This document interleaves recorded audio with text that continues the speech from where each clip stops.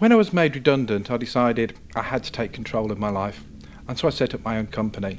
After a while, I started to make good money, but the business was getting far too big for me. I needed some help, and in truth, I needed some help with the books. Friends recommended Lisa to me. She'd worked really well for them, so I took her on, and we worked together for many years.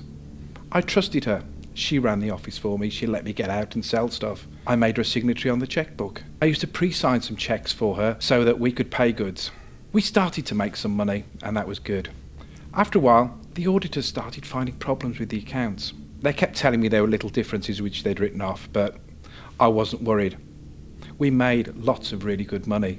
I was able to pay the staff more, and we bought a company in America.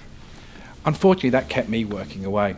When I came back to the office, I noticed a brand new car in the car park. When I asked around, it was Lisa's. She'd bought a new 4x4. And I'd heard from the staff that she'd bought a caravan and that she was taking lots of expensive holidays. Then it struck me, something was not quite right in the company. We were making good money. The auditors were telling me we were making money, but there was never cash. I had to go and remortgage my house to pay the wages. After a while, the auditor changed, and the new auditor phoned me up and said, "I'm not happy, I want to go and get some cheques from the bank. Will you let me do that?" I agreed. Well, a few days later, he told me, and I was taken aback.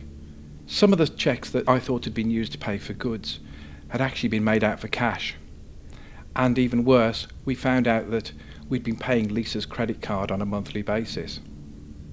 So we checked the books, and there were false entries there. And when we added it up, I found that she'd taken over £300,000 from me. I had remortgaged my house, and she'd used the money to pay her credit cards. Well, there was nothing else I could do. I called the police, and they arrested Lisa. Lisa went to prison. If only I hadn't given her those cheques and let her sign them. If only I hadn't trusted her so much.